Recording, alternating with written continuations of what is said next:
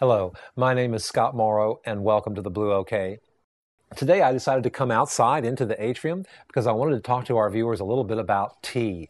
So I brought out a few teapots here, and I wanted to tell you the purveyors that we purchase our tea from here at the Blue OK. And then I wanted to talk a little bit about the origins of tea and how it is we came to be drinking tea here in the West. Our earliest records of people drinking tea come from the Chinese, and that's in about the 10th century before the Common Era. And then it's going to be, oh gosh, we're into 600 or 700 years into the Common Era, that the Camellia sinensis plant, that's where we get our tea, it starts to show up throughout Southeast Asia. And people are now no longer drinking tea for medical purposes. Now they're drinking it as a tonic and as a stimulant. And then it's going to be another 1,000 years before we start to drink tea in the West. And in about the mid-1600s, the folks in England had the East India Trading Company, and they had colonized India, and they were quite a trading force, and they were trading for tea with China because China had this Camellia sinensis plant, and the British wanted it. Well, that was great until the Chinese realized that the British really didn't have anything that they wanted, so the tea relations broke down. And England wanted tea, and they didn't know what to do, so you know what? They introduced Indian opium to China, and they actually got the Chinese addicted to opium.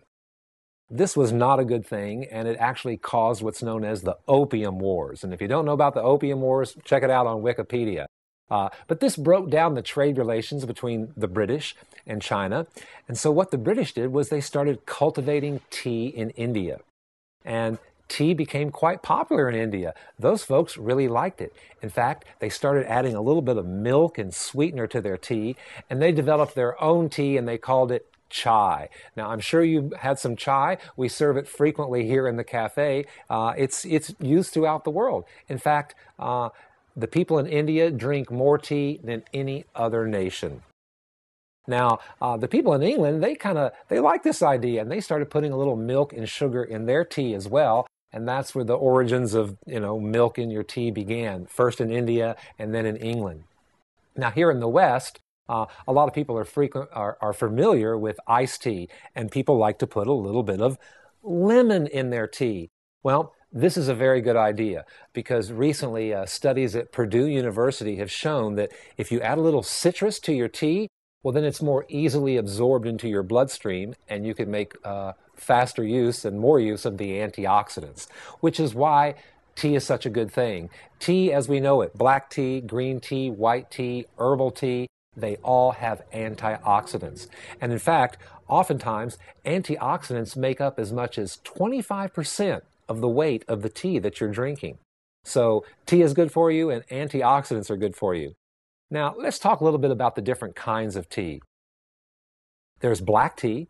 Now, when black tea is harvested, they just let it dry in the open air. It oxidizes, and the leaves curl in and they turn black. And that tea has a lot of caffeine, about 1/4 of the amount of caffeine that you would find in a cup of coffee. Now, if they don't let the tea leaves turn completely black and they stop the oxidation process early, and then they finish up with a little steaming, that would be called oolong tea, which is a little bit lighter than the black tea.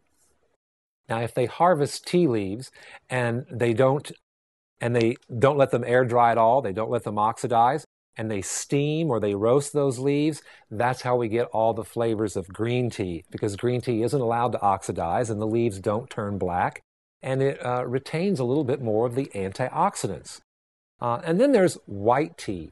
Now, white tea is when they harvest the tea leaves, they just cut off the tiny tips off the leaves, and then they don't let those oxidize either. They quickly put them into a humidifier or lightly steam them to get what's known as white tea. And in fact, one of the teas I have right here, this comes from a company that we get our tea from called Da Cha Teas. And this is Silver Needles white tea. So this is a really refined white tea. These are organic free trade teas from Da Cha. They have a whole lot of teas. You need to go to their website, Da Cha Teas, and check them out. Kim and Siri, if you're listening, we really enjoy your tea here in the cafe, and we look forward to seeing you sometime in the cafe one day soon. Now, another kind of tea we have in the cafe is Numi Teas at numitea.com. And Numi has a unique flowering tea. And this is their flower. This is a dried flower, and then it's bound. Now, if you put this little bound flower into your teapot, and if you have a glass teapot, you'll be able to see what we have here. The flower opens up and distills the tea, and it's just a delicious tea, and a delicious tea to look at as well. So those are Numi Teas, flowering tea. They also have organic free trade teas. So I want you to check out these two tea purveyors, dachateas.com and Numi Teas. These are two excellent tea companies. We serve their teas here in the Blue OK, and we highly recommend them. Until then, I'm here in the cafe every day. People are coming in. We're talking to people about information and tools that benefit the human family. And we always hope to hear from our viewers. So please leave some comments here on the website. Let me know what you think about the tea. And if you have some information that we don't know, please share it with us. And in the meantime, we'll be here in the cafe, and we hope you'll come, and we hope you'll come often. Thanks.